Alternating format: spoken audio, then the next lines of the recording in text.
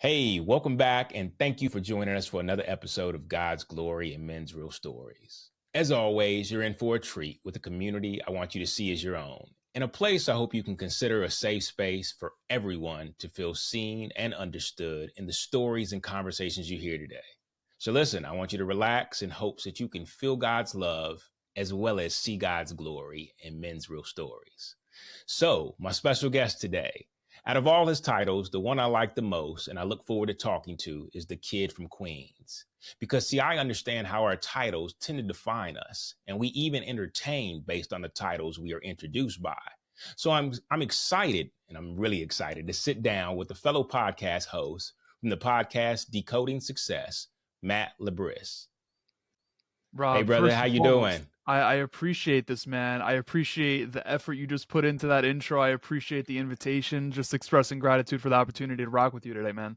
Yeah, no, definitely. Same here, man. And this is truly an honor. So, I'm gonna just jump in and let you kind of like tell my listeners and all who are listening a little bit about yourself. Just who is Matt Lebris? Yeah, man. That's, you kind of hit the nail on the head, right? I think the best way to describe it is just a kid from Queens. Someone that inevitably caught the hustler spirit that fills my hometown streets. And New Mm. York City is a hustling and bustling type of place. And don't get me wrong, it's most definitely a place you need to disconnect from, without a doubt. But it made me who I am, and I'm forever grateful for that. It's led me to do some really incredible things professionally, as mentioned, working with Damon John of Shark Tank, or being honored as a Forbes 30 under 30 nominee, running a podcast for 5 years. And on the flip side, the opposite polarity of that, which had me lead to getting arrested or getting kicked out of 2 high schools, failing out of college. So there's two different polarities, but ultimately it's all shaped from where I am, and that has made me who I am.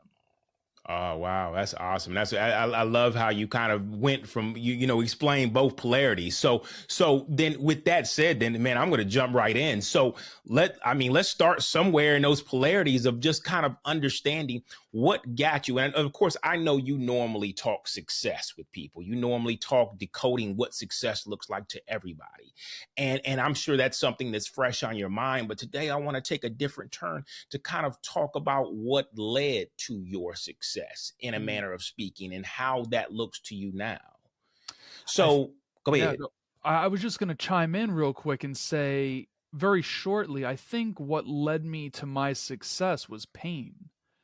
And Mm, for years, and I'm talking years, potentially 26, I'm 30 now, I think 26 years of my life, I didn't know that I was in pain. And the reason I state that is because whether it be on a baseball field, on the basketball court, having success there, I think came from pain. I think pain in regards to like making money and striving professionally stems from pain. I think so many different areas was fueled by pain. And now I realize that while there's good in that pain, I can't live with that pain. So right. I'm in a season of my life where I'm tending to that, but I was fueled for a long time by that one word, pain, and that stemmed from, watching my parents go through a divorce at a very young age, feeling neglect from my mother, feeling like my father was trying to live out his sport dreams through me, or trying to have an Mm, easier life because of my God gifted abilities on the field, on the court, etc. And I think those areas, those three things, really fueled a lot of my success. But again, through pain. So I'm in a season of trying to shift that, actually. got you. So even with the success that you were gaining from the pain that you were feeling, looking back, do you feel like the pain also caused or contributed to any things that may have caused things that you wanted to look a certain way, not to go the way you wanted because the pain either pushed things away or kept them from, within your grasp? Mm. That's a good question. I think this is just a hypothesis, right? There's no factual evidence, or potentially there is, and I'm just not aware of it yet. I think, to answer your question, God hasn't given me what I'm destined to receive in this life just yet, because I haven't reached the level of the very cliche word healing, right? Like I haven't reached that Mm, level of tending to that pain. Have I tended to the pain? Yes, right? And this is why I'm answering it this way, because I don't think I think God says, Matt, you're not ready for what I have in store for you yet, right? So mm. I think being that I'm not ready for it, which is understandable, right? So like sometimes we get access to things, and when we have access to something too early, we just self-sabotage. We mess it all up. Yeah, Like I no, get why God is definitely. holding back, right? And I think that's the best way to answer it. I think that while I look back, my successes I think were fueling the pain more, or better yet, I think my successes were elevating the pain to the surface. And that's what I needed to Right, actually happen, right? So I don't right. think they were necessarily pushing anything away from me. um, I do think, though, as mentioned, it's just a hypothesis that God is Hmm. holding back. And I would love to know your take on what you think about this, not just in my life, but in everyone's life. Like, do you think God holds back until you're ready for, as long as he knows that you are ready to receive a certain thing? No, you know what? That is an awesome question. I appreciate you returning that back because, I think everybody's going to have an opinion. And of course, I don't think there's any correct or right opinion. I do believe that God has a way of presenting certain things in certain seasons that, due to the work that you've done or due to the discomfort you leaned into, you were able to take advantage of that. Mm. I also know that God will use you broken, and how Yes. long you stay broken is up to you. And I have seen that in my own life. I've watched that in my parent. I've watched that in other people that were in the community that I grew up, of watching a lot of what they went through be more of like I found a really good way to cope with it. I can manage it. I can keep it stuff down, and it doesn't bother me too much as I move forward. And that doesn't stop them from success, but sometimes what I have noticed is that it kept them from receiving or experiencing peace in their Mm. success. So they could be at the top of the world, but they still never felt a full fulfillment of the peace that came along with everything that God had blessed them with. And so, I believe he will use us all, whether we want to walk through it with a heavy bag of hurt and trauma, or whether we want to walk through with knowing that I am still working through healing a lot of the things that have kept me from forgiveness, or have kept me from healing this wound that this person put on me, or being even triggered by certain things. Because lately I've been in this season where I've been looking at triggers and understanding them better, and understanding that sometimes they're not all sent to kill you. Sometimes they're sent Mm. because God just needed you to recognize that's still a thing, and that Absolutely. person Yeah. keeps triggering you. Yeah. So I, go I, I go. like I like what you said in regards to God will use you even when you're broken, right? And the Yeah. reason that resonates so much with me is because 2022 was the hardest year of my life. 20 and the darkest. Okay.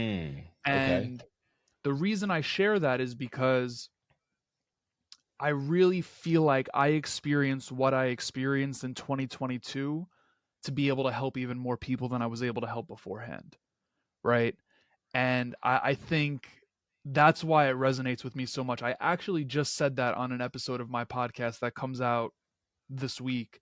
And I said, regardless of what I went through, do I want to go through it again? No, I don't. I really don't. But why I went through it, I'm using the mindset of, or the belief that I went through this for the reason to be able to help more people, to be able to approach a certain topic or a certain area of life potentially with more empathy than I would have in the past, having a deeper Mm. understanding of X, Y, and Z. And this actually pertains to mental health. And that's why that resonated with me so much, man. It's just like, I feel like I feel like that's why I felt that way. That's why I feel like last year was so hard for God to use me as a beacon of light for the people that are experiencing what I experienced. Because at the end of the day, I know that you could attest to this too. We're not the first people that ever experienced what we're experiencing. Like there have been Right, many humans before us that have experienced what we are in their own way, and that own way right. is oftentimes very parallel to what we're experiencing. It's just the experience might be a little bit different. Right, right. No, they're very true. And look, I 100% agree with you. And I will say that yes, it's funny how what we go through propels us to recognize not only our own hurt, but like we can see other people's hurt differently. We have a different lens now to see what we didn't see before because we weren't ready to face it in our own lives. Mm. So, if you don't mind, I'm curious during that time where everything kind of in your way kind of just got real dark in your life and you were going through so much struggle, was it just due to like a length of time where it was just ignored and it just kind of like kind of forced itself into your world whether you were ready or not? Yeah, so I think, and I'm very transparent. So essentially, I'll give you some backstory. Okay. I've dabbled with some mental health struggles, and when I say dabble, I don't mean that I've done it by choice, but they've popped up in life. And Right. back in 2022, I want to call it February. In fact, I think I might even be able to get the exact date right. I believe it was February 17th of 2022. I was at a very well-known restaurant here in New York having dinner with three incredible gentlemen that I call my friends, and I experienced a panic attack while at dinner. And I've had a panic attack or two in my day. One came from smoking marijuana, another came from whatever, stress, whatever it may be. And Right. this panic attack, man, it really led me to retreat. It led me to hide. It led me to not to play safe in all areas Mm-hmm. of life. Like I'm like, you know what? If I stay home, I'm good. Like I wasn't even going out. Mm. Like I went into like full on hermit mode, and I understand why I did that. The reason I share all of that is because there were past moments in my life where I didn't know what was happening. And I would go to the doctor and I'd be like, hey, man, like this happened. He'll check my vitals, blood, all this, that. You're good. Like you just have anxiety, that type of thing. And just kind of dismiss it.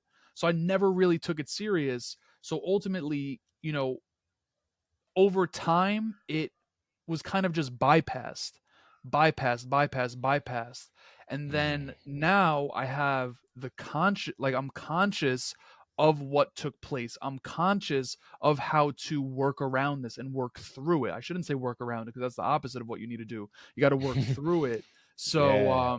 that's what I'm in the process of doing, man. And wow, like I said, I'm just able to meet people on another level now because, like I said, I just didn't have like a conscious approach to it. It was more so just like, oh, that happened to me in my past.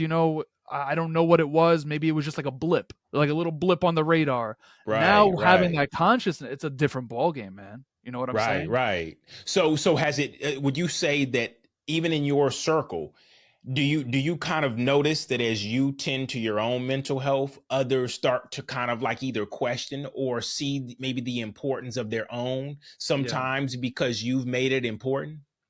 Absolutely. And I'm very grateful for this. I have one of my best friends. I started therapy in June of 2020. And that's why I said for like 26 years of my life, I was carrying around this pain that I didn't know I even had. And it's crazy to think that I was so unconscious of this, but it was stuffed so far down that I Right. was just on go mode, right? Like I was on go mode, achieve, stack, stack, stack, stack, stack. And it's like, wait, why are these things popping up? Well, you haven't tended to that pain.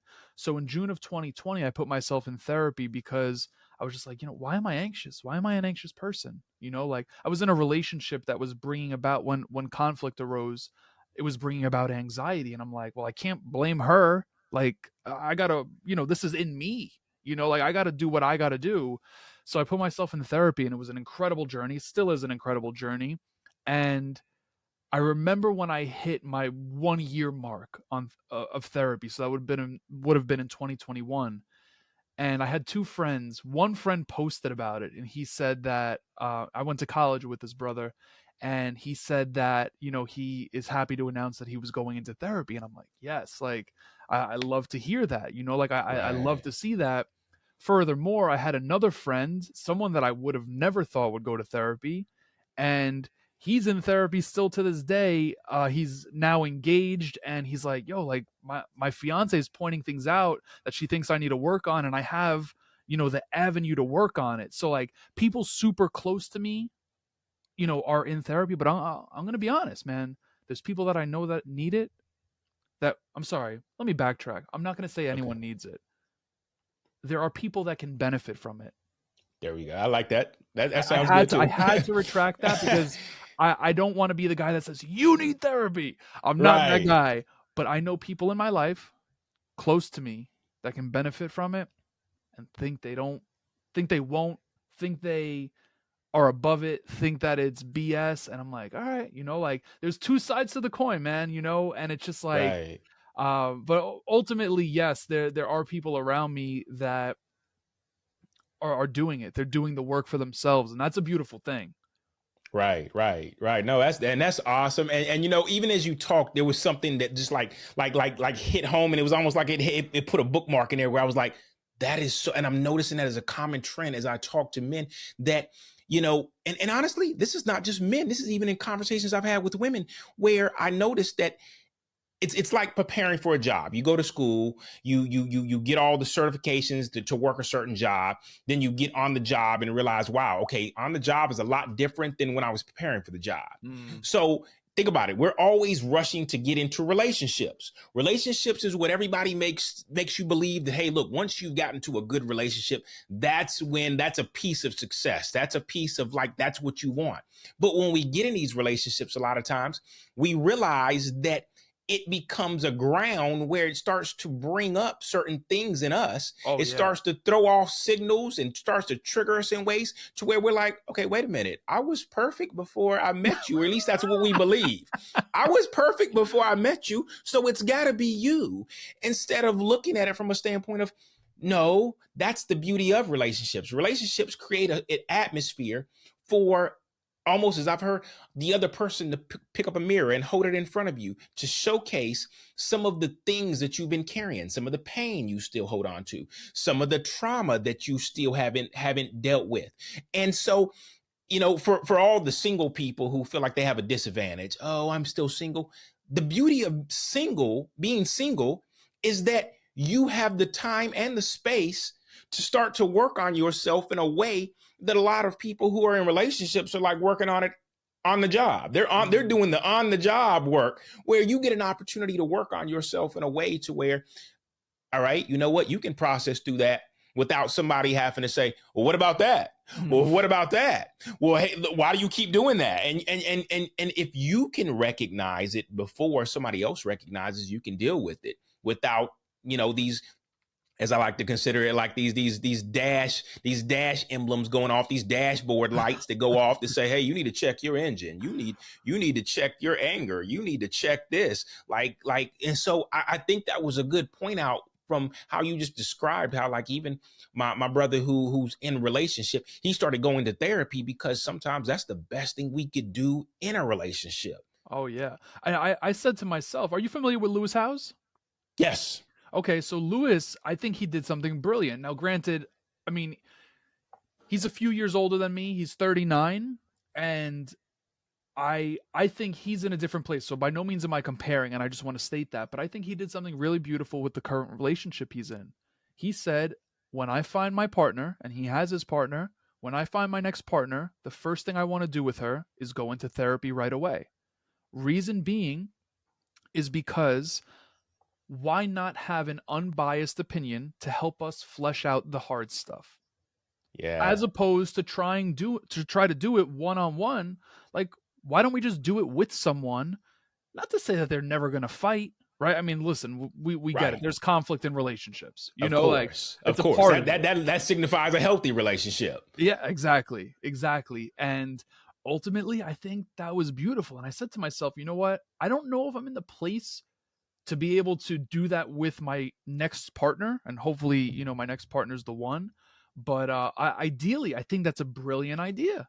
Why Yeah. not start off fresh like that, as Yeah. opposed to finding it when you need it, right? It's like, silly example, you know, and I know this is a reality, so I'm not trying to be insensitive, but if you are out of shape, you know, you're not eating right, God forbid you Mm, go to the doctor and you get diagnosed with mm. something, like, are you gonna you're gonna change your life around then? But why wait, right? And that's the same for Right. relationships. Why wait? Right. Like, if you Right. know that this is a healthy foundational piece, go for it. You know. Well, So I really, unfortunately, no, that and you know, I hate to cut you off, but think about it. Why else do most men normally go to therapy? Why do you normally hear, especially in past times, you normally hear of men going to therapy not because they're like, you know what, I woke up and wanted to go to therapy today. mm, No, you normally got the sad story of like, you know, my girl's making me go to couples counseling.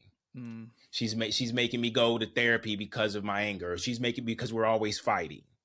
And so that is the only thing that pushes a lot of men into therapy, because we it's not because we want to, it's because it's almost like we're being forced to keep the relationship going, only to exactly. get there and realize, okay, well, this is not about this. It's almost like they ganged up on me instead of realizing that, you know, this is something I probably could have done on my own. I didn't need to come to couples counseling, but because I wouldn't go to counseling on my own or therapy on my own, I am now sitting with somebody trying to work out our differences with somebody, and I haven't even worked out my own hurt and trauma. Right. Right. Do you have men in your life that go to therapy? Well, you know, before me, there was not a man that ever pointed me to therapy. Okay. Um, and that's unfortunate. I never saw that. There was never an example in my life of men going to therapy. Um, but it didn't stop me because I also broke down. I also fell apart. I also got to a point where I needed somebody to talk me out of giving up.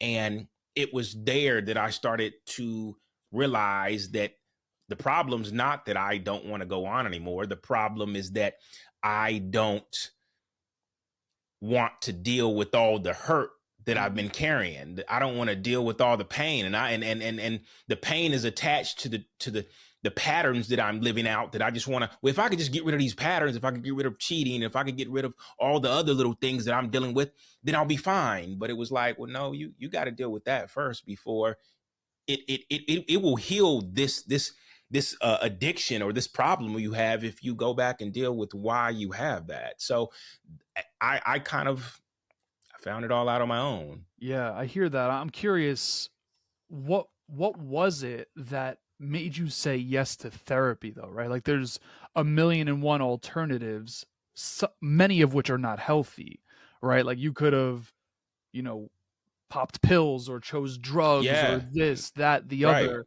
I'm curious for you, what was it that chose therapy or made you choose Um, therapy? yeah, no, and that's a great question, and I feel like the interview's flipped around. But like, I would say that, you know, we all sometimes we try to cope with our hurt, with the pain we carry, different ways. Sometimes it's an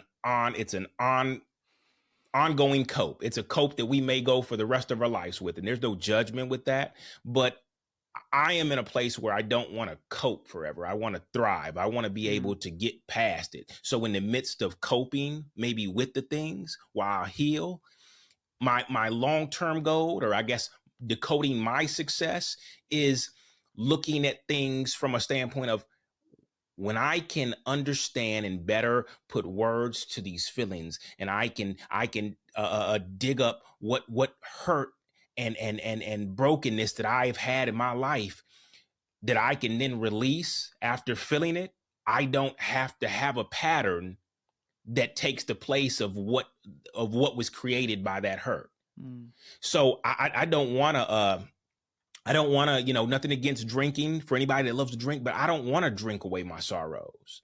I don't want to keep like numbing my pain and pouring, whatever I can concoct on top of it just to kind of keep it down.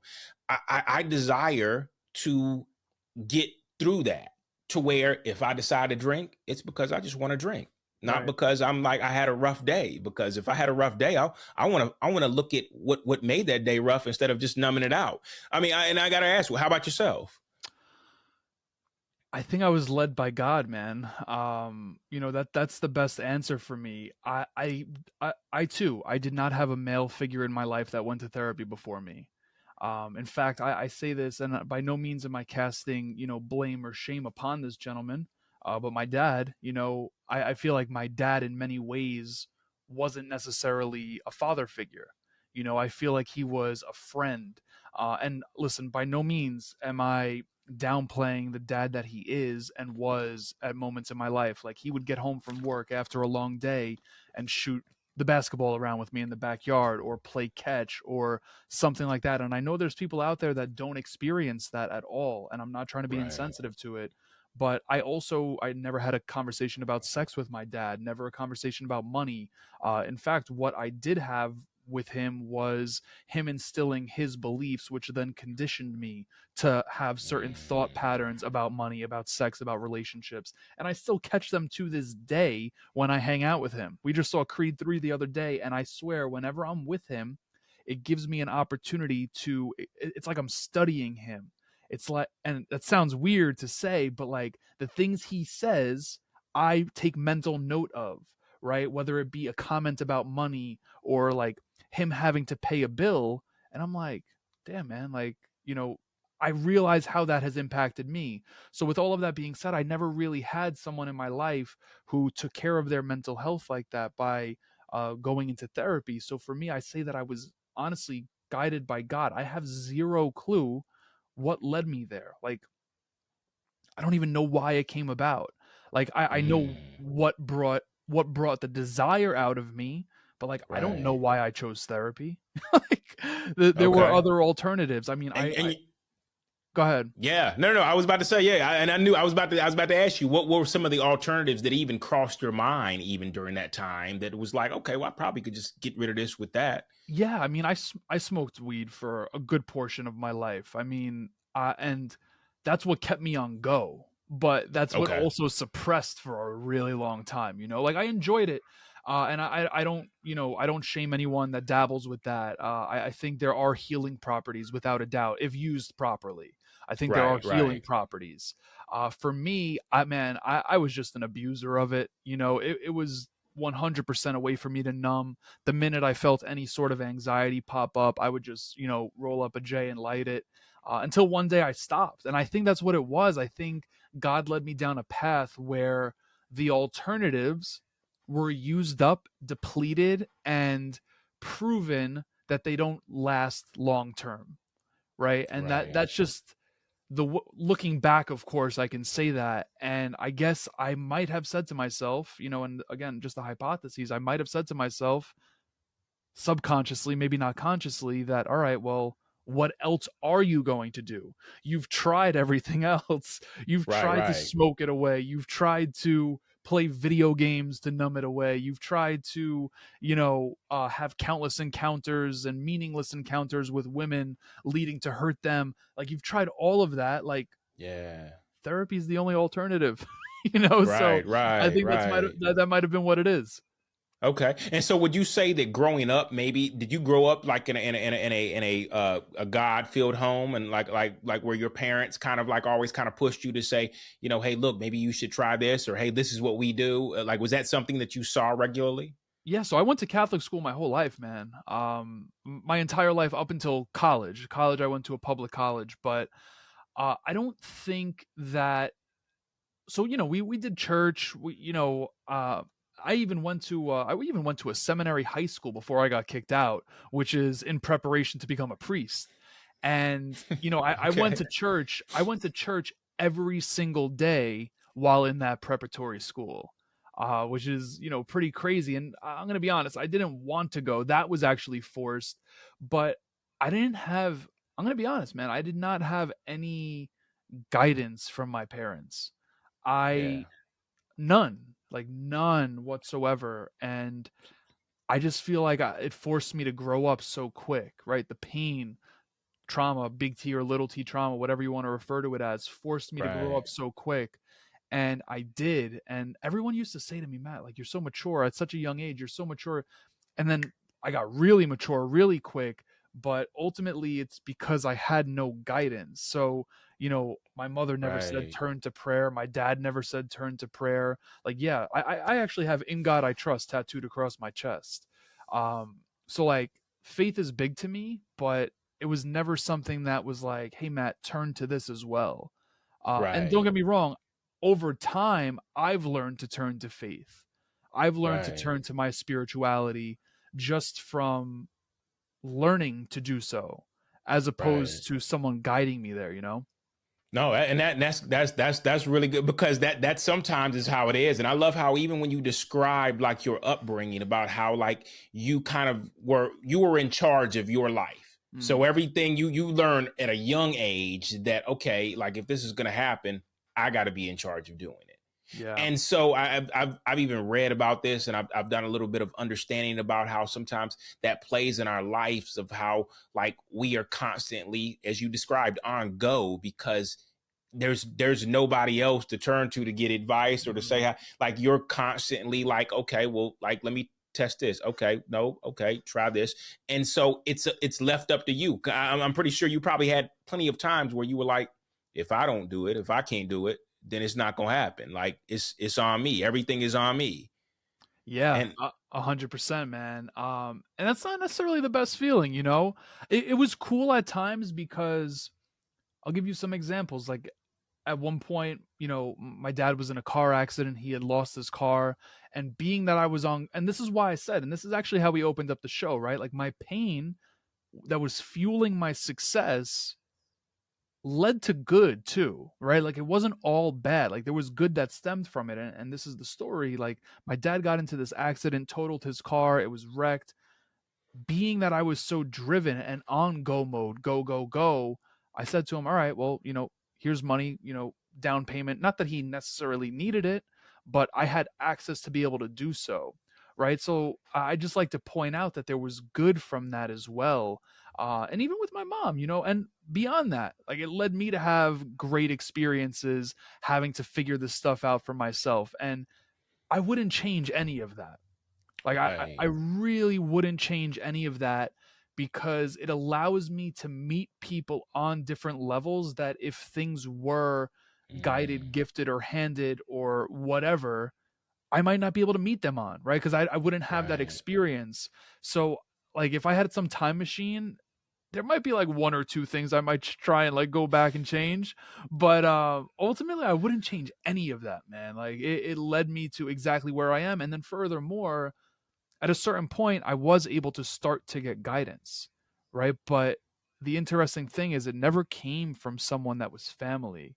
It never came from someone that Mm. I even knew for a long time. It started to come from mentors that, by the grace of God, ended up in my life, you Yeah, know? no, that's good. I love that. I love that, because that is. I'm sure there are a lot of people that could agree that, it's funny. I didn't find the safety and the security and the attunement to where like my family or the people that were around me growing up would truly be able to pour in my life. But that didn't stop God from putting the right people in the right community in my life that were able to provide me with the knowledge I was looking for. That was able to uh, uh, um, um, uh, provide that encouragement, to provide that inspiration, to validate certain areas of my life that I couldn't validate, and so yeah, that's awesome. That Yeah, is awesome. absolutely. And it's funny how that works, man. Like, I said this the other day. I don't know how much you could resonate to this, but I'm curious to see if it pops up in your life. I do feel ridiculously guided, in the sense that, if a certain someone needs to be in my life, all of a sudden they're in my life. And Mm, the where it pops up the most is if I'm experiencing something in my life. I'll randomly pick up a book that's on my bookshelf. I mean, I have a countless amounts of books all over the place, and in that book will be the answer to what I'm going through, mm. or a story about it, or something. Does that ever happen to you? So I yes, and I will tell you that I feel like everyone, whether they are paying attention or not, especially when they ask for God to guide them, because I'm in a place of my life where I have given up my plans, what I thought I wanted out of life, what I wanted to say, God, what do you have planned for me? What is your purpose for me? And so with saying that, I wake up every day just to kind of be led. And it may start off like a normal day. You know, I'm getting in the shower and all of a sudden I start to get these things downloaded into my mind where I'm like, okay, well, yeah, that definitely was not my thought, because that's not what I would have done. But sure, yeah. Or all of a sudden, you're right. Like I get a lot of weird things like that from social media sometimes, which I'm very careful and selective on what I do on social media. So I only see certain things. I have configured my social media to see what I need to see, but it's in what I need to see that I get a lot of answers. I get a lot of encouragement, or I'm inspired to be like, there it is. I needed to hear that because I was feeling exactly that way, and I needed to be encouraged that way, or I needed some direction. And God has a way of like providing direction, even when people think, well, is it like a loud, boisterous voice? No, it could literally be like somebody drive by and yell something, and you be like, yes, that's it. Thank you. Wow. Like, yeah, or like you said, like just reaching back and picking up a book and being like, that's what I needed to hear. I was literally lost with that until that right there spoke to me. That was what I needed to understand. So no, I definitely resonate with that. And I think that more people, if they paid attention instead of being distracted, would find the answers they're looking for right in front of them sometimes in some of the most awkward or most unusual spaces. But they're just so heavily distracted that they get lost in everything else, because everything else is louder than the answers they're looking for. I have two questions for you. The first one's more of so a yes or no. The second one, I'll wait until I hear your answer to the first. Have you read Battle Cry? By Jason Williams. Yes. Williams. Yes. Yes, Jason Wilson. Jason Wilson. We got to get that right. Yeah, I was Jason Wilson. Yes. Okay. So let me tell you something about that book. It was a Saturday. I regularly volunteer to, so the answer is yes. Okay. It was a Saturday. I was volunteering. I was serving the homeless one morning, and this has never ever happened. A guy was coming through the line, and he asked one of the ladies, "Does anybody happen to have a book with you?" And I had planned to do a couple different volunteer opportunities that day. I had a couple different schedules, so I was going to stop in between, read a little bit of the book, and I was just going to read it throughout the day. And when I heard that lady ask that, I kept thinking, we've never had books, but I brought a book with me today, and it's in my car. And it was almost like a pull on my heart to say, you didn't bring that book for you to read. You brought that book for him to read.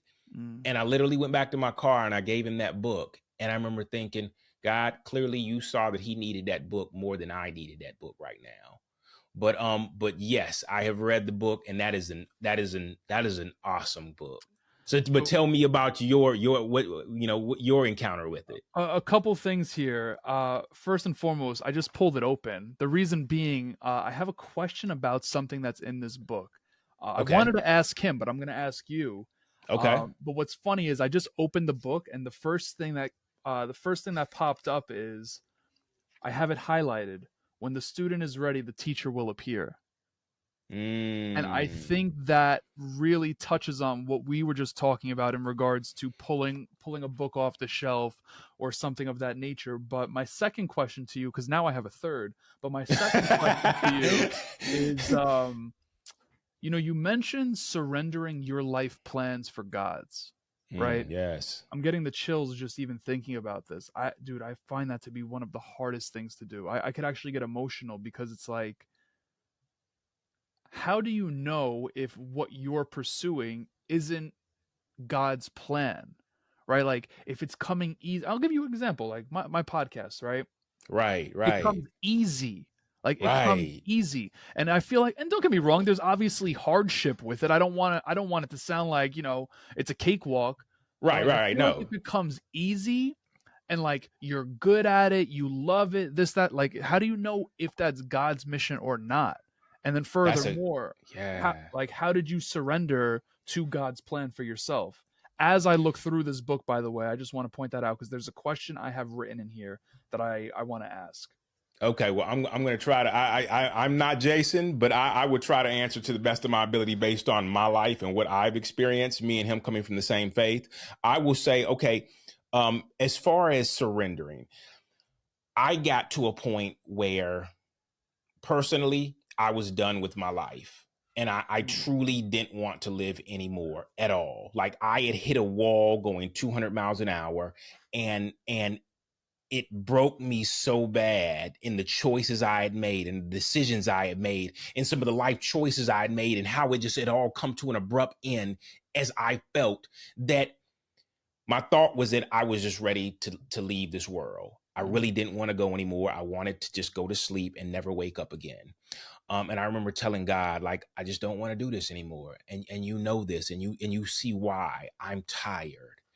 And I remember thinking to myself, God, I'm done with my life. So if you have any plans for my life, then my life is all yours now. And the truth was is that I did have to die. As I tell people, I had to die to who I had been. I had to die to all the different things that I had chosen, the plan that I had made, that vision board that we create, and the goals and all the different things were like, I'm trying to inspire to get this and get that. And the crazy thing is I got a lot of those things and kept getting an empty box of unfulfillment in each one. Like, I got it. And it just felt empty. So giving my life to God wasn't like oh, well, hey, I'm going to be a priest now. I'm going to get out on the streets and do, no, understand, God has an assignment for all of us. And the question is some of the things that you find easy or come across very easy to do, like, oh, wow, I'm really good at this. I feel like this is my calling. A lot of times those are gifts that God gave you anyway. The question is, how does he want to use them? Because we may look at them, and I can look at some of my charisma. I could look at my personality. I could look at a lot of things that I was really good at and be like, well, I'm just killing in this. Like, why else? Like, I love my life has always been around IT. I'm good at it. But sometimes God says, no, you're good at it because I gave you those gifts, but that's not how I plan to use them. So the question is I had to go back to the person who owned the manual of me to say, what is your plan for me? Yeah. And how do you plan on using me? So you're talking like an ego death, right? Like that sounds like an ego death. I mean, yeah, you could say ego. You could say decisions. You could say the lifestyle. You could say everything about me that I hated about me, that I had learned to hate about me, I had to let go of. But that also meant that I had to let go of some of the things that I enjoyed, from partying to women to different things that you do enjoy about the life. But it kept bringing you emptiness. Yeah, I get that, man. I've been there many times over where it's like, you feel like you're, and the reason our reasons for this may be different, but I would strive and strive and strive to achieve because that's how I got my quote unquote love and attention from the people that I wanted my love and attention from. Right. But the thing was, every time I strived and strived and strived, achieved, would I get the love and attention? Yes. Would it last? No.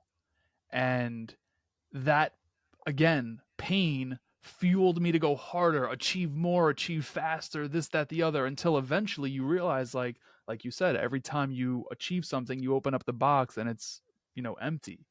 But you're addicted to those attaboys, though, aren't you? I mean, like they fuel your like, oh man, you did great, Matt. Like, keep going, and you're like, yeah, I'm gonna, and that fueled me too. So I resonate with that. Yeah, I mean, it makes you feel good, right? It makes you feel seen, right? And I think that's what I wanted. I wanted to feel seen, man. I'll never forget. I was in college, and just for context purposes, I was on the 7-year college plan that gave you a 4-year degree, right? Like I failed out. Like I messed up in school.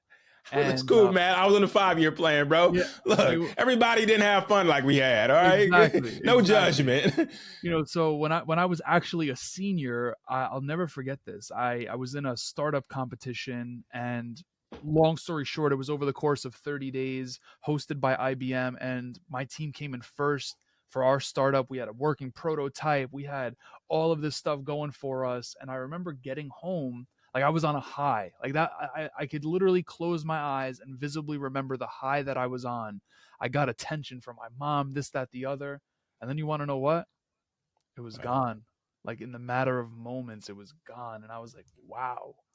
Like, wow. And Right. I don't even really think I got recognition from my dad for that, which is like, it's wild, man. It's wild. But I'm grateful that was a part of the journey, because without that, I wouldn't have known that, I wasn't conscious to it, So I'm glad I have that, because now what I pursue is for me, like what I Right. pursue, like the podcast, I don't do that for anyone else. Like I don't do that for the attention of, a family member or the attention of a girl on Instagram, or like, no, I have conversations that I want to have, and I don't care how selfish this sounds. I use it as a mentorship tool, like Mm. that's what I'm doing over That's here. so real. So, No, that's because you get so many perspectives. oh man, so many. And without the podcast, I don't know if I'll be able to talk to this person. You know what I'm saying? So, Right.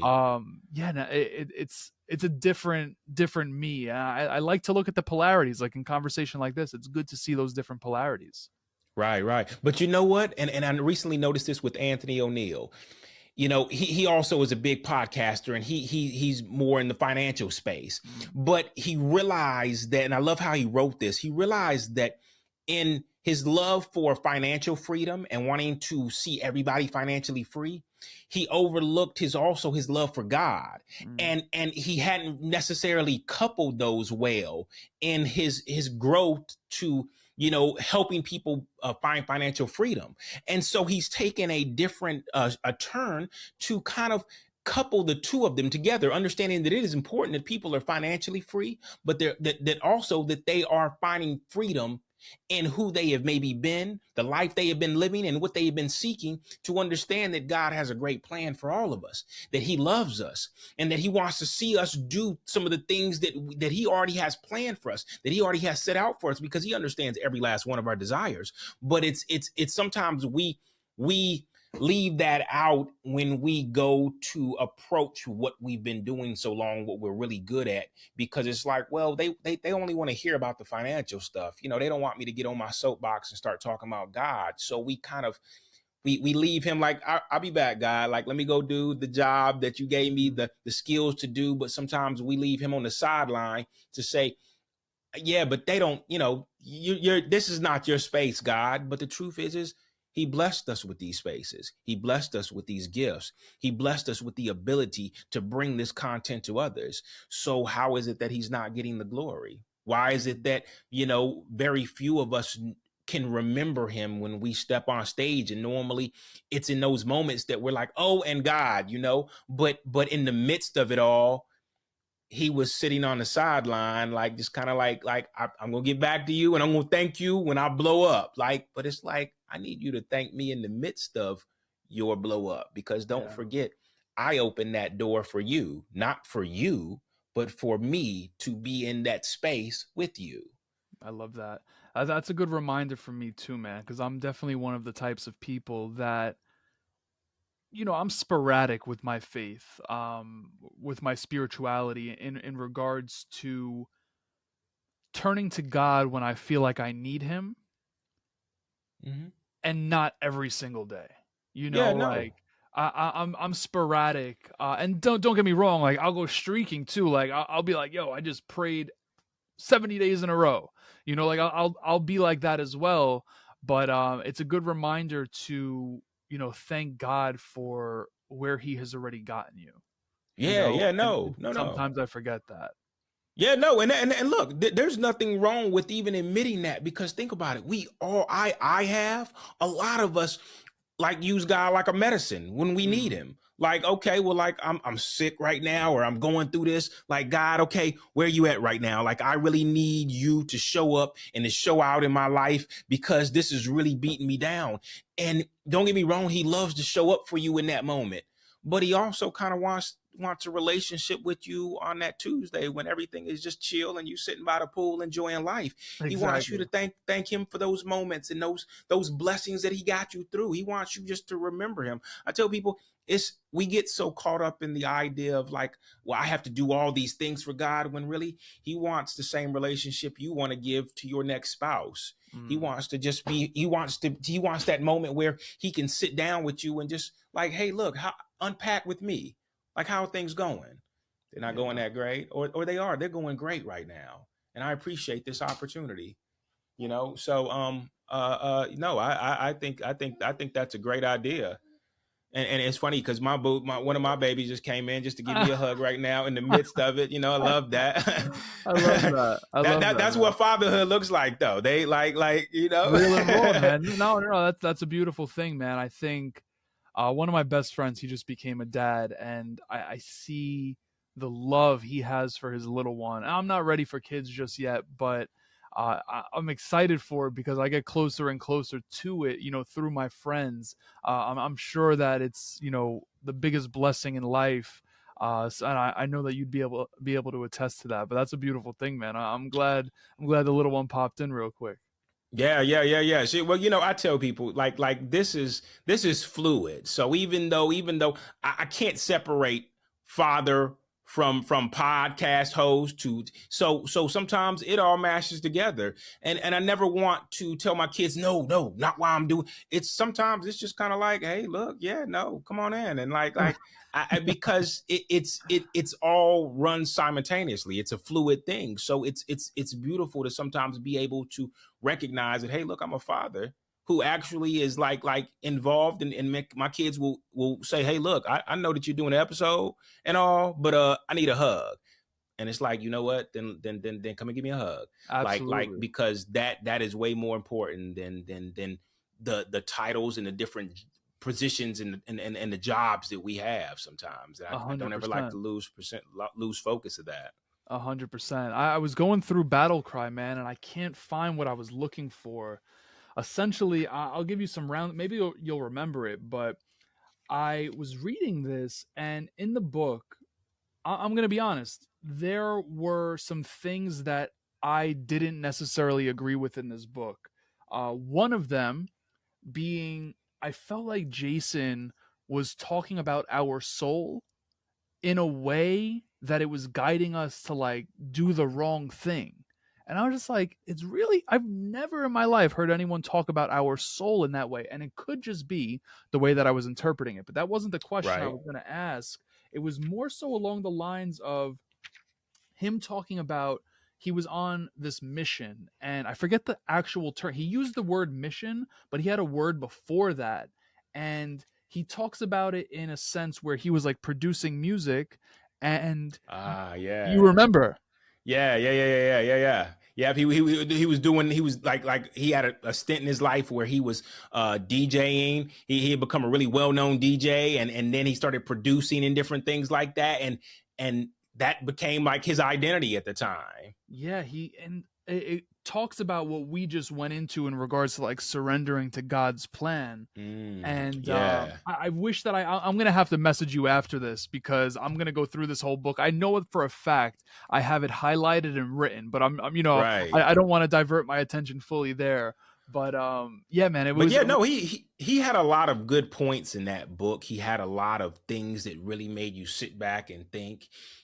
I love his vulnerability of sharing his life story to where a lot of us can resonate with that and be like, yeah, right here. Yeah, brother, that was me. And even now, as he continues to share his life through social media, and I'm sure he's probably writing another book. It's it's awesome to find a mentor in people that you don't actually have access to, but you can get great knowledge from. Oh, absolutely. That's dude, that is like the biggest I guess I'll use the word perk for lack of a better term of the world we're currently living in, right?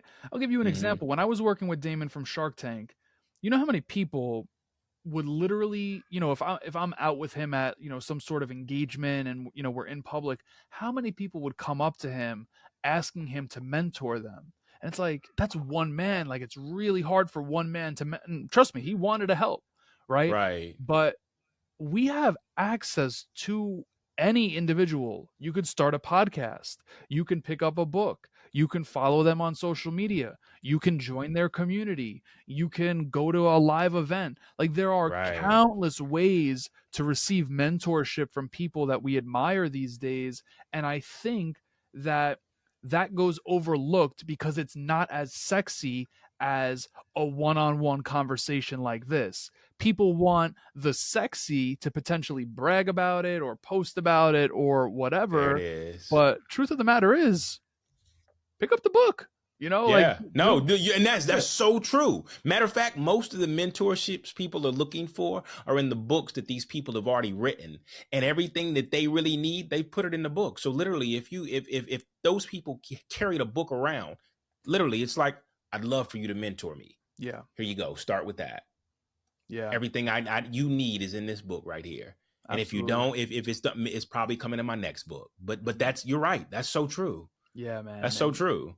it's like, that's why these people do it, right? Because they know they can't reach as many people as they'd like to help, one on one. So, that's exactly why they're driven to do these things, and it's up to us to take advantage of it. I know there's definitely people that are out there taking advantage of it in a good way, of course, but yeah, No, mentorship's available, man. I said this, and I know you said it too. Like, mentorship, like, I didn't necessarily get it direct from the people close to me, and then where I started to find it was in places I wouldn't have thought, but man, it came about, and it's out there and it's available. We just have to be open to receiving it.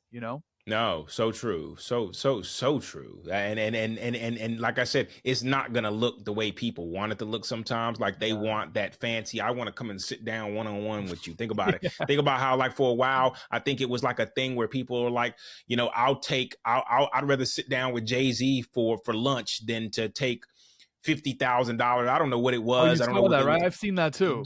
Yeah, and it's kind of like, okay, but a lot of what Jay-Z has done, he's actually put it down, whether it be through his songs or Yeah. whether it be through written interviews and stuff.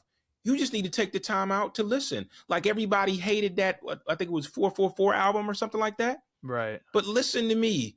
That was the mentorship right there. Yeah. He dropped so much information in that album that it was just like it went over some people's heads. Others were like, got it. Yep. Got it. So, Right. it's all about looking at what the people that you look up to have already given you. A lot of what you're looking for is there. It's same. And look, I could even contribute that all the way to God. A lot of what you're looking for from God is already there. It's in the book.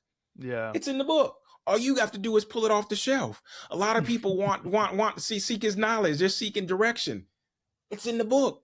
I promise you, he's got a story. He's got a situation where he can literally, you'll sit there and be like, I resonate with that story. How long ago was that story? Thousands of years ago. Mm. But you resonate with that story because it's still living. It's still going on in our world right now. We're still seeing this stuff. So it's a matter of like saying, okay, well, God, I feel like you're the biggest mentor that I could ever have in my life. What direction would you take me? Okay, well, sometimes it takes you going to him, but sometimes what you're looking for is right there. Like you said, it's in cracking a book open and finding the words that you're looking for. It could literally be in just downloading the Bible app and looking at that scripture for the day, and you woke up and immediately that scripture spoke to you like, whoa. And then you find yourself doing a devotional and you're like, whoa, okay, got it. I'm going to probably do this every day, because if that's how that worked, I'm gonna, like, I could see how this could become addicting. So Yeah. no, it's you we're right on I definitely understand what you're saying, and I agree with you when it comes to like just finding the knowledge, even when it comes to success that you speak about a lot. When you talk to different people about how success looks, a lot of the success we look for, sometimes we're looking for the success that other people have and how they went about getting it. And I'm sure you see that all the time. And it's like, but you're not them. You weren't born with the gifts they have. You don't have that you don't have, you may not see the same opportunities they have. So it Mm, may not look the same. I could literally write up the whole blueprint. You could probably write up the whole blueprint of Damon's exact rise to, from the beginning all the way to the end, or to where he is now. And I could do exact same thing and not get the same results. absolutely, man. Yeah, it's wild. I had a conversation recently where it's like when you're on Instagram and you're scrolling and you see something with you see someone with something, and then you say to yourself, maybe you don't necessarily say it, maybe it's on a subconscious level, you're like, I want that. Like, do you really want that, or is it because that person has it that makes you want it? Right? I think one thing, and dude, I mean, I'm still working through this, is like understanding what you truly want at your core versus what you've been programmed to believe you want, right? Because there's so many different areas of us being programmed. We have obviously our parents, guardians, family, whoever's close to us through our most sponge like years, which starts it. Then you have culture, then society, however you want to refer to it as. That includes your music, that includes your podcast, your books, your TV show, all of that, man. And it's just like that is really shaping us out of our core form. I think our job, especially as men, is to truly uncover. A lot of people say discover ourselves. I like to say uncover ourselves, right? And I I understand like they that. might mean the same thing, but the reason I say that is because the more I've uncovered myself is the more I've been able to know who I am versus discovering, where I feel like discover is like more of searching outside. And people can argue that, obviously this is just terminology that I think of. Uncover, I feel like, is just peeling back those layers, man. Right, right, right. And I say unbury. I say go back and dig yourself up. You need the facades, everything you put on top of yourself. Hey, look, I took on this alter ego. Now I took on this ego. Now I wear this. Now I bought Yeah. this. It's like, okay, go and dig yourself up from all the stuff you put on top of yourself to understand who you were before all of that. Yeah. Yeah, it's Be, powerful stuff. Yeah. No, and it is so true. And in that's where you find out you find your authentic self. You find what you really like. Like Yeah. before your parents told you what you like. Before that girl told you what she liked, which in turn now you like. Mm. So it's now what you like, but it's never really what you liked. It's just what you were told. We like. We like this. This is what we enjoy doing. I've been there. Yeah, yeah. I mean, we all have, and so it becomes a part of our identity. It's not really you, but it's not to say that it didn't come under like compromise. And you know what? I can learn to love that too. But after a while, sometimes, like myself, you lose yourself in everybody else's identity and what everybody else likes, to where you wake up one day and you don't know who you are. And don't Mm. let the relationships and all fall apart or fall away from you, because then you're a person out here without the people that put all this on you, and you're like lost and you're confused and you're angry and you're lost, and you're like, wait, I don't know how I got here. I don't know Yeah. who I am anymore. I don't know why I have this. I don't even like this. I Mm. don't even eat this stuff. This stuff is terrible. But it's all been slapped on you. You've taken it on in different ways, and you're right. Discovering, unburying, uh, recovering, however you want to put it, Whatever the finding word, yeah. you. Yeah, whatever word you want to use, finding you again is the best thing you could do for your success, as people say, because I feel like that is success right there, and finding you again. Oh, absolutely, man. I think that was the whole premise of why I even started my show, was to understand, or maybe not understand, but more so to highlight the fact that you should be defining success for yourself, right? And one thing, I'll be Mm, honest, one thing I even got caught up in is defining success the way others were defining success. Like right. verbally, like We all spewing out the did. same words because they sounded Yeah, good. Um, and I've come to real, and the whole purpose of that was really just to promote, like, you shouldn't be living a Merriam-Webster's dictionary version of success. Like all it is a that's good. dictionary. It's like Right. you are living. The book is not living. Like, you are living. You Right. can craft it any which way you want.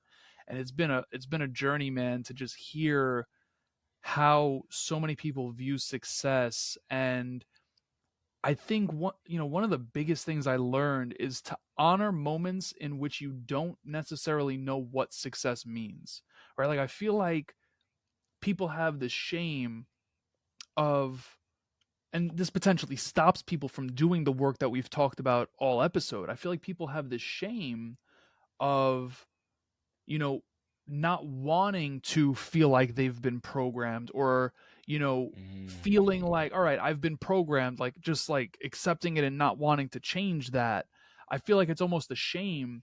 And the same thing goes for, the way people view success. Like, I feel like that they're almost ashamed that they view success a certain way, which has been taught to them, versus, them just, uncovering it for themselves.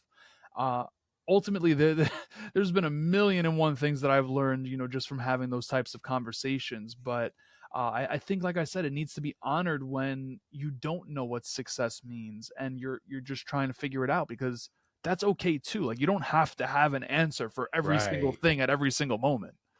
And the truth is, if more people, if we took an honest poll, more people would tell you that's the space they're in. But Mm, they make it look like they have it figured out for other people. But deep down inside, they're still working through it. And that's okay. Like you said, that's okay. That's okay to not have it figured out. Think about it. When we went to college, a lot of us, those first 2 years, a lot of us didn't even have a major. It was just like, all right, well, I'm gonna figure it out. I got 2 years to figure it out. exactly. That's okay. Like life doesn't have to be figured out. And when you don't figure it out, you don't have to take on somebody else's game plan. You don't have to take on somebody else's like mode. Like, okay, well, that mode looks good. I don't have one yet. I'm going to take that one then. Because what happens is you're taking on somebody else's life that doesn't belong to you, instead of understanding what your life, what talents you have, what you really want. And even Right. if it doesn't look popular, shoot for it.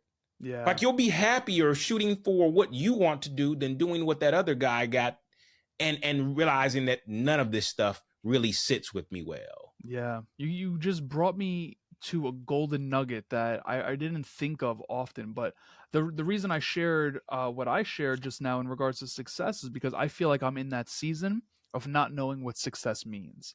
But what you just shared made me think, okay, just because you don't know what the word means to you doesn't mean you don't know what success looks like for you. Like, visually, Right. living, Right. what would success look like living? Like, how would you live if you felt like you were successful? And Right. that's a good way to reverse engineer it, right? So I might No, have some no. homework after this episode, is to pull out the journal and kind of just start scripting what that looks like.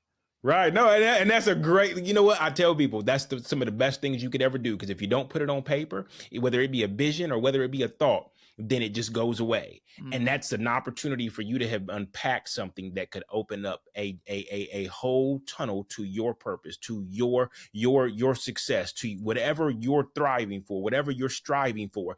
It could have opened that up, but you just kind of let that thought go away. mm. Because whether it be because I don't like the journal or whatever. So I love that you said that, because that's me all day long. Yeah, I'm big on paper. I'm gonna share something with you that I did. I'm curious to learn if you did this and how you feel about it. If not, Okay.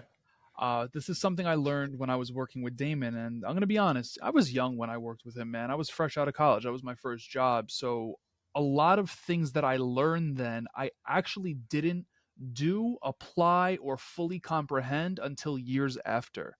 And the one thing, not one thing, he's taught me a million things, but one thing that he shared to do in regards to writing is writing your obituary. Oh, I've And heard that. I did it. And it's funny, man. I did it 2 years ago. I did it on New Year's Eve 2 years ago. And I'm gonna be honest, what I wrote, a lot of it probably has changed because I mentioned, who I was married to, which was a girl I was dating at the time. And it's just like, we're never getting back together at this point, 2 years later. Like, I know that's not my person. So obviously things grow, change, evolve, however you want to frame that. But that practice, man, it really makes you identify how you want to be remembered. And when you know how you want to be remembered, you're able to know what it is you need to strive for, what it is, and not even just professionally, right? I'm talking about, and I Googled how do you write an obituary because I had no clue. I've never done that Right. before. I was on like WikiHow or whatever it was called, and I'm just like flipping through the slides, like, all right, include this, include this, include this. And it touches on all areas of life, right? It touches on you and your relationship with your significant other. And if you don't have a significant other, like more power to you. Family, it touches on professional, it touches on philanthropy, it touches on leisure, it touches on everything, man. And I think that's a really powerful practice to give a dabble with. And you know what? As you said that, it's funny because I have never quite done it, but as you were describing it, I thought to myself that, like, think about it. When you're 10, if you were to write your obituary at 10, it's not gonna be that long. Right. It's not gonna have a lot of substance to it. Maybe even at 20, you're just kind of like you just getting out of college, and you don't have a lot of, but a lot of times what our obituary looks like today, and looking at it and then maybe looking at somebody that we look up to's obituary, we could be like, I mean, I didn't really, I mean, this stuff seems impressive maybe to me, but like I don't, and you could get into the comparing game, but you have to question, like, well, then if what you expected people to say about you when you were dead is not there right now based on what you've done, Mm, then maybe that should redirect you on where you should go now and what you should do to where you can be proud of you if you were still alive in the casket hearing somebody read that. absolutely, man. Yeah, it's like such a mind-blowing experience to, first of all, obviously, death is a very serious subject for many people, so it's nothing to be, the purpose of the practice isn't to be insensitive, but it's really to just help you reverse engineer your life. you know Yeah. that's what it is, because I think a lot of people, including myself, we can get caught up in what's right in front of us. So instead of focusing on what's right in front of us, skip ahead as many years as you need to skip ahead and then work from there, right? Right. I think the practice of reverse engineering anything, like it could literally be anything, helps us get to where we need to be from an action perspective more so than we'd like to believe. I'll give this example. I'm someone. I read a book called Chicken Soup for the Soul. I'm sure many people have read that book. I mean, I think there's over I think it's a 500 ton. I was million. about to say, Yeah, yeah, there's over 500 million copies of that book sold. I just saw that number today, 500 million. And right, in that book, there was a story that shared the importance of writing down a list of what you want in your significant other.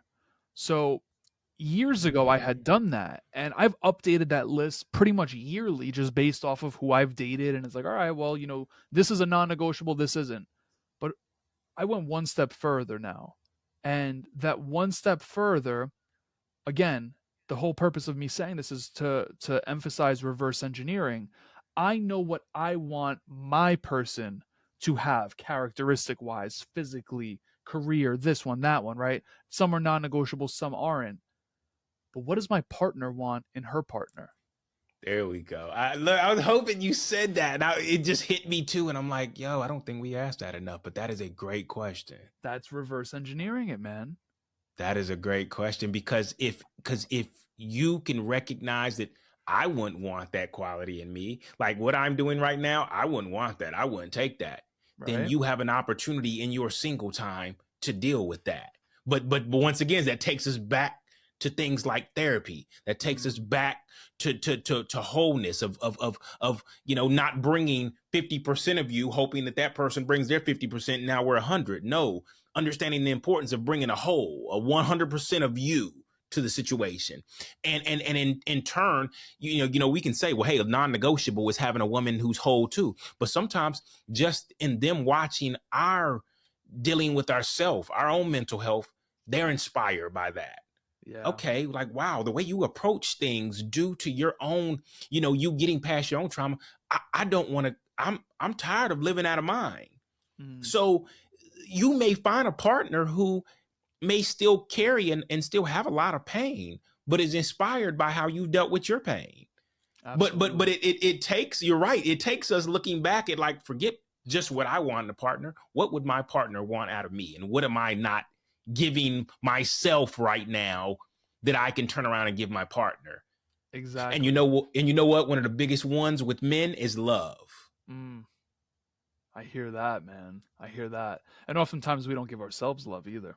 Right. There it is. We don't give there it is. That is one thing that we feel like we can love up on others, and that provides us the happiness we want, instead of saying, okay, well, like, even if you didn't have them, what would you do for you? How would you love you? Like I see how you love her. How would you love you? Because understand, when you're full of love, then you can give love freely. You got so much love pouring over that you can give it. But when you're tapped out and you're just working off of their love, it's like, you know what? I don't even know what that looks like to me. Send me out with the boys to get beer and go fishing. And that might be enough. But some guy one day said, we're very simple. But the truth is, we're not simple.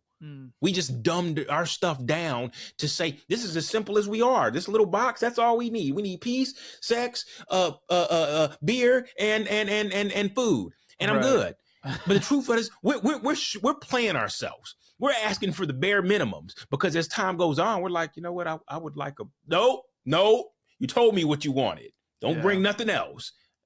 Well, shoot. All right. Well, and so, we're stuck with the bare minimums because we're simple when we're so not simple. I agree, man. I agree. We get caught up. I mean, it's primal. We get caught up in that provider mentality. We get caught up, and that leads to people pleasing, right? And those are the things that need a shift. I'm a people pleaser, man. I'm a recovering people pleaser, so I can speak from example with that, man. And welcome to the club, brother. Yeah, we've been there with you. Yeah, it's just like, when you're able to shift out of that, and you really start to see how often you put someone else before yourself, and it's like, wait, like, how can I do what I need to do if I'm not putting myself where I need to be put? That's not to say that someone else can't come before you every now and then. Like, I mean, compromise, the word that you used earlier, right? Like, that's a part of life to an extent. But yeah, dude, we get caught up in that primal, that primal sense. But it really does at all times start with you. And don't get me wrong, compromise is great. But like, it starts with you giving you what you need so that you can compromise, so that you can meet other people's needs. It starts with you, because see, what happens when we don't do that, we continue to meet needs, and we end up, nobody sees the importance of our needs being met, because we never asked for our needs to be met. We said, hey, I'm happy with meeting your needs. Well, here's the thing. This goes back full circle yet again. We don't always know our needs, There it is. Bingo. Full circle, man. I didn't know my needs in my last relationship, man. That was just a couple years ago, my last serious relationship. And it's like, wait, she asked me how many days a week I wanted to hang out with her. She asked me this. She asked me that. I didn't give a clear answer, right? Because I didn't know my needs, Right. So we really need to discover what that is. And furthermore, we need to not be ashamed of actually communicating it, right? Yes. I think that's why I didn't do it at that moment, was because I felt like, I don't know. I don't know what I felt. Maybe I felt weak. Maybe I felt like I was sensitive or emotional or whatever. I don't know. I'm all of those, by the way. Not weak, but I'm emotional. I'm sensitive. Right. And, right. I don't know. Maybe that's what it was. But yeah, we need to know our needs, man. We need to know our needs. Yeah. We need to be able to put it in words. But sometimes, like you said, it takes us knowing us. All of this is full circle. You have to know you before you can tell another person what your needs are. You have to know the real you. Absolutely, not the person you've been playing. So no, that's dude. This conversation has been great. We could probably do this all day long. I would, like, as I normally tell people, it's funny how many conversations I leave where I'm like, yeah, we got to do a part 2, even if it's not on this show, because it's just great conversation. That not only I am just enriched by, but I can see how men either have these conversations or aren't having these conversations, so they know this information. And everything we covered, think about it. It could resonate with the woman as well, to say, I don't know myself, or I have just given, and I've never really thought about filling myself up, or just in all the areas we talk about. So no, this is awesome, man. I appreciate the time, man. I appreciate the conversation. It was I truly a appreciate the blessing. opportunity, man. Thank you for the opportunity. This I just looked at the clock. Time flies.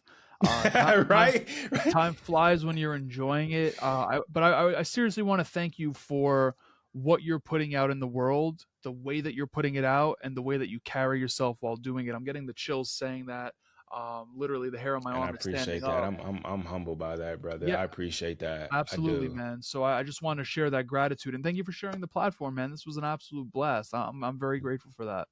Yeah, no, definitely, definitely, and I appreciate you bringing your conversation, your vulnerability to my listeners, because I tell people it's not always easy just to kind of like express or open up about things you struggle with, how your life's looked compared to other people's who aren't comfortable talking about it. So I as always, I appreciate you coming and just really opening up to some of your past struggles or some of the things that you're even struggling with now that you're working through as we continue to grow, as we continue to learn from each other, and not only in this community but so many other communities who find the importance of not only our mental health but our spiritual health, and just the growth that we receive from tapping into all those things. So again, I appreciate you coming today. You got any final words you want to share? Any of your, how listeners can connect with you? Yeah, I think the best way to do so is on Instagram. I'm most active there, and I'm gonna be honest, I'm probably too active there. Definitely on my phone more than I should be. But yeah, man, I'm on Instagram rather often, and I answer every message I get. I try my best to communicate, and sometimes it might take me a little long, but I'm on there. I'm always open to conversation. I'm always open to help if I can, and if not, I would gladly guide anyone in a direction I believe would be beneficial to them. But yeah, that's the best place, man. Instagram. It's just at MATT_LEBRIS at Matt_Lebris. Oh, awesome. And he's not lying about that either. I like he is very open to like there's some people you message and it goes on sent for the rest of your life. But like truly, like I engaged with you and it was just like, all right, let me make sure this ain't his back. This ain't one of those accounts that say Matt Lebris _1. And it's One like, of those fake so, accounts. right. I had to check it for a second, but no, I appreciate, like I said, I appreciate you coming. I definitely appreciate the conversation today, brother. And um, I want to thank all my listeners for listening today. I want to thank everybody that helps me make this possible, which is pretty much my household, who helps me pull together clips to everything, just the works. It's a blessing. I love my own immediate community that helps me put this together, and just kind of pours into me so that I can continue to pour into others. But thank you so much again. Thank you to all who definitely rode with us today, and looking forward to another episode on another day. All right. Thanks so much, everyone.